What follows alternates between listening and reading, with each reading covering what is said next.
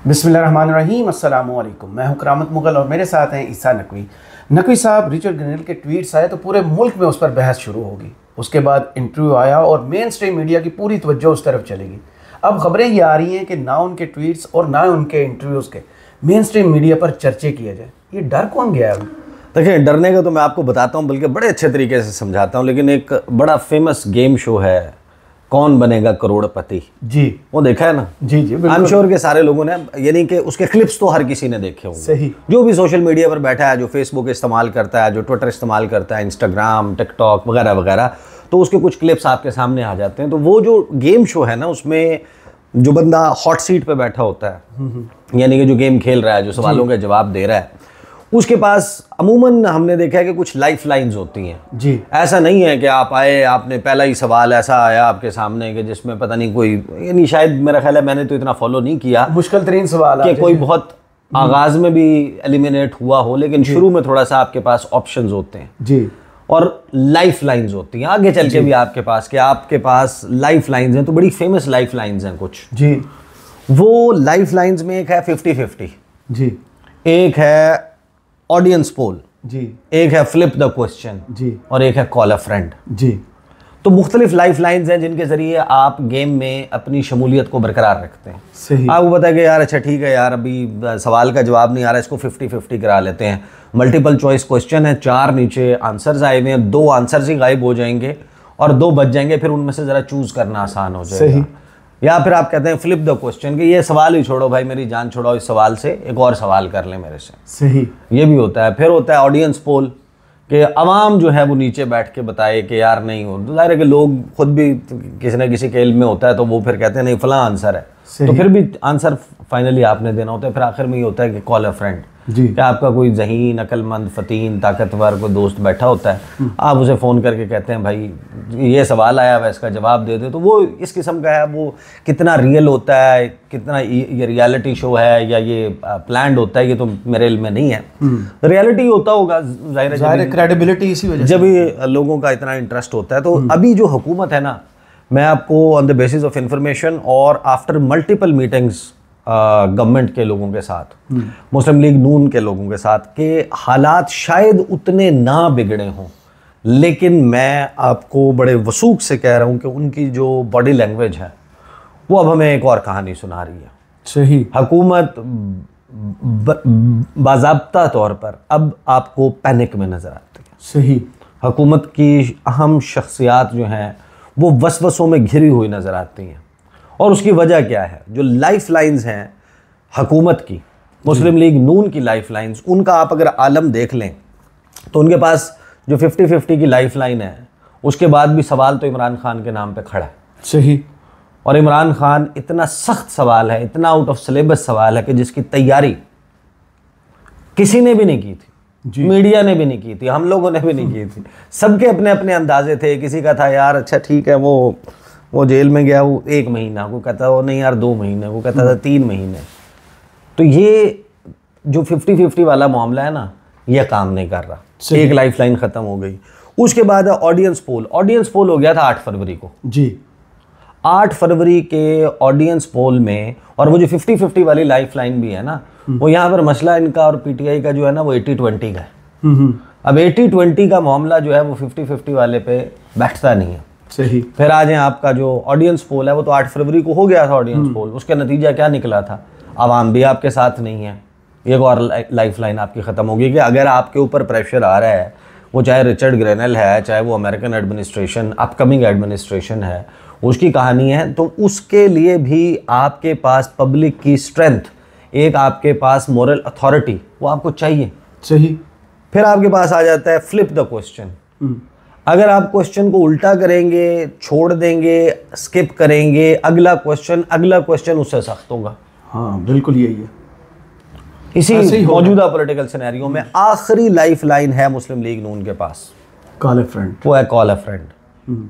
और फ्रेंड जाहिर है कि पाकिस्तान में उनके जो मजबूत जो पाकिस्तान के इदारे हैं, वो अभी तक मौजूदा हुकूमत की पुश्त पे खड़े हुए नज़र आते हैं। सही। लेकिन जो वसवसों का शिकार नज़र आ रही है हुकूमत आपको, कि उनके पैर के नीचे से कालीन सरक रहा है। मैं आपको कुछ चीज़ें सुनवाता हूँ, आपको अंदाज़ा हो जाएगा, लोगों को भी अंदाज़ा है, कुछ को थोड़ा सा और ज़्यादा हो जाएगा, कि कुछ लोग मुस्लिम लीग नून में एक मखसूस वक्त पर एक्टिवेट होते हुए नज़र आए हमें पिछले कुछ सालों में जी। उनमें एक जावेद लतीफ़ है, उनमें राना सनाउल्लाह है, उनमें ख्वाजा आसिफ हैं, उनमें एहसन इकबाल हैं, अभी एक साद रफ़ीक साहब भी दरमियान में को हल्का फुल्का हुए हैं। ये मखसूस हालात में होते हैं।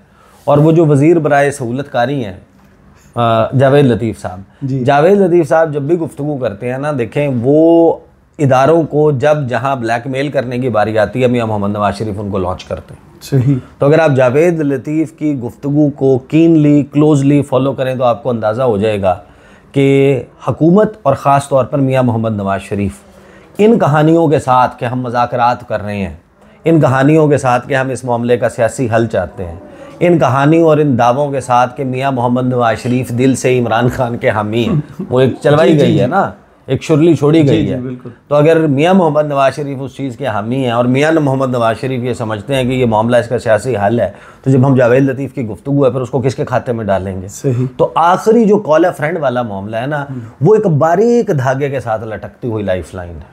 राइट। मुस्लिम लीग नून की आखिरी लाइफ लाइन एक बारीक धागे से लटक रही है। और हिस्ट्री हमें इस मुल्क की ये बताती है कि कब मिजाज बदल जाएं, कब तेवर बदल जाएं। और वो जो पाकिस्तान के क्रिकेट मैच के बाहर एक बंदा खड़ा हुआ बड़ा फेमस हो गया था, वो 3-4 लाइनें बोल के कि वक्त बदल गया, जज्बात बदल गए, हालात बदल गए।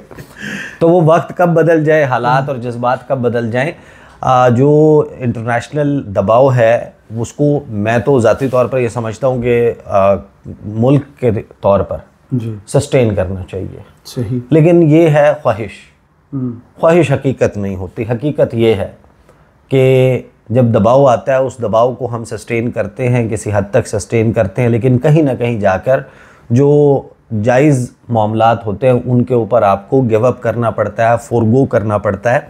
मैं from the very first day Donald Trump का election as the next president of United States, उसके ऊपर 100% क्लैरिटी के साथ मीडिया की बात, अमेरिका का मेन स्ट्रीम मीडिया, पाकिस्तान का मेन स्ट्रीम मीडिया, बड़े बड़े तज्जियाकार, वो इसमें अभी डामाडोल थे। हमने तो फ्रॉम डे 1 एक बात कही थी कि भाई डोनाल्ड ट्रंप जो है उसके और बैजवी दफ्तर के दरमियान इलेक्शन डे का फासला है। सही। वो अगर जिंदा रहता है तो वो सदर होगा नया अमेरिका का।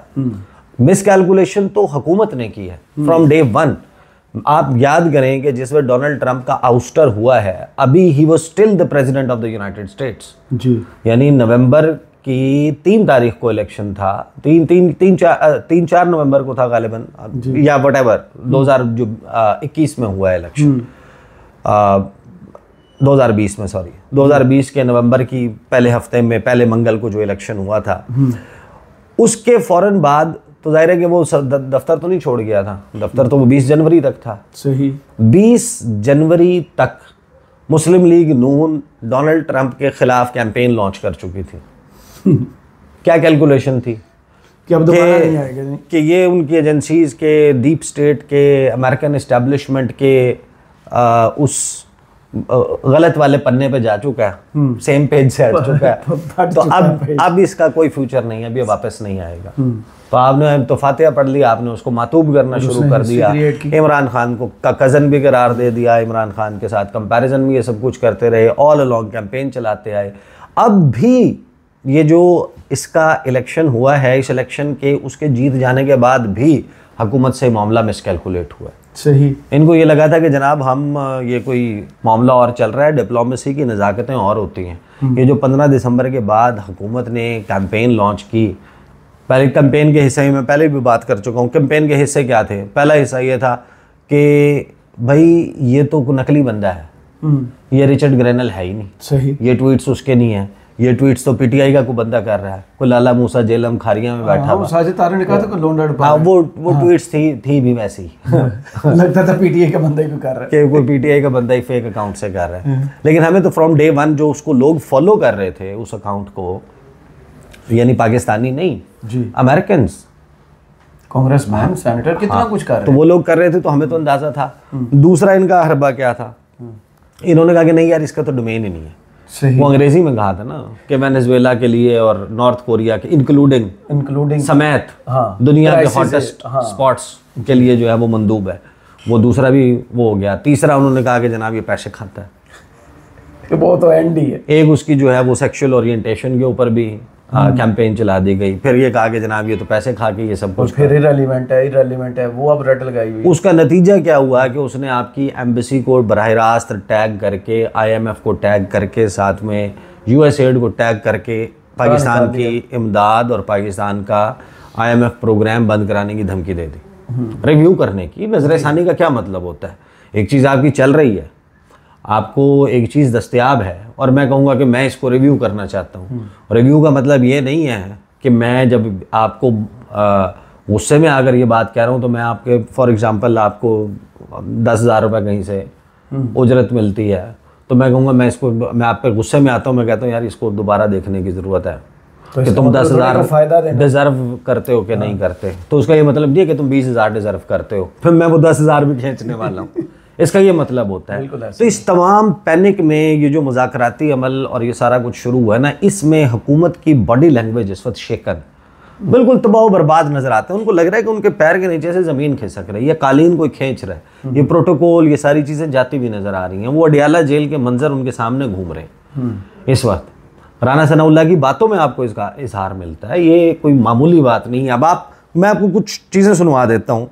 ये जावेद लतीफ़ साहब हैं, ये वो है ना वो मशहूर कहना तीन हूँ सुनाना नून, तो वो बेसिकली ये जो हौसला दिला रहे हैं ना या वो काम कर रहे हैं, वो बेसिकली ब्लैकमेलिंग दोबारा से एक मर्तबा वो करना शुरू हुए हैं। और वो किसको, जिस फ्रेंड को कहना है ना कॉल करनी है, ये मैसेज उनका ना पाकिस्तान के अवाम के लिए है, ना अमेरिका के लिए है, ना तहरीक इंसाफ के लिए है।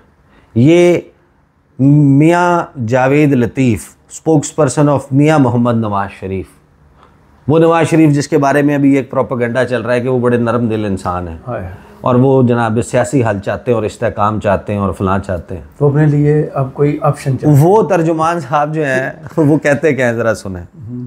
कोई हमें डॉलरों के बदले बेगैरती सिखाए, कोई हमें डॉलरों के बदले डेवलपमेंट का ऐलान करे, हम डॉलर नहीं, हम फंदा झूलेंगे मगर अपनी आजादी पे कंप्रोमाइज नहीं करेंगे। ये ना गुसल वाले फटे पे लिटा के जाएंगे। डॉलरों के, यानी एक तो बात पता चल गई ना आपको कि आपको बेसिकली अब डॉलर वाला मामला डोल ड्रम्स में चला गया। सही, वो आपको झूलता हुआ नजर आ रहा है। तो वो जावेद लतीफ़ साहब कह रहे हैं कि कोई डॉलर की लालच में आगे कोई और फैसला ना कर लेना। आगे सुने जी। इसलिए ये मैं बात कह रहा हूं कि हुकूमत वक्त और अदारों के तर्जमान पाकिस्तानी कौम को बताएं कि ये जो मुज़ाकरात की आड़ में हमें भाषण दिया जा रहा है, हम पे दबाव डाला जा रहा है कि क्यों उसको रिहा किया जाए, और 3.5 सालों में उसने दुनिया के कौन कौन से इंटरेस्ट वॉच किए और पाकिस्तान को कितना नुकसान पहुंचाया, ये खुल के कौम को बताना पड़ेगा। और जब तक आप कौम को खुल के बताएंगे नहीं, फिर झूठ बिकता रहेगा।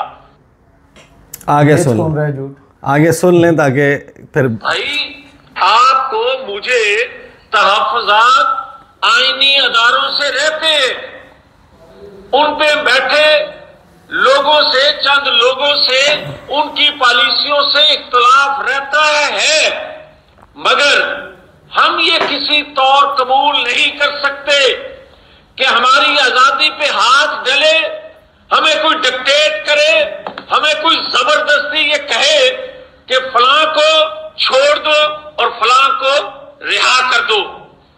मैं ये आज कहता हूं, ये घोंसला, ये जो फ्रॉड है, क्या हम जानते नहीं है कि ये कमेटियां जो हैं, ये सिर्फ और सिर्फ पता है कि एक जानब से है कि इमरान को रिहा कर लो, 1 पॉइंट एजेंडा है, तो फिर लोगों को हकीकत क्यों नहीं बताई जाती? और ये हकीकत क्यों नहीं बताई जाती हुकूमत वक्त की तरफ से और अदारों के तर्जमानों की तरफ से कि दबाव है इसको छुड़वाने के लिए।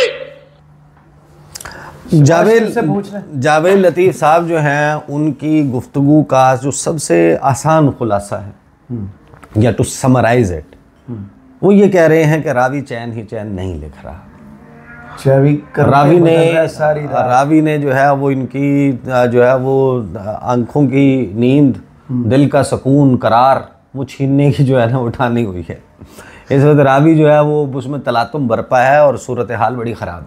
सही। हुकूमत जो है उसको मालूम है कि उसकी लाइफ लाइन्स जो ओरिजिनल लाइफ लाइन्स होती हैं, स्ट्रेंथ होती हैं कि भाई एक अवाम में मकबूलियत भी हो, आपकी अवाम में पजीराई भी हो, आप जो कर रहे हो उसके पीछे अवाम खड़ी भी हो।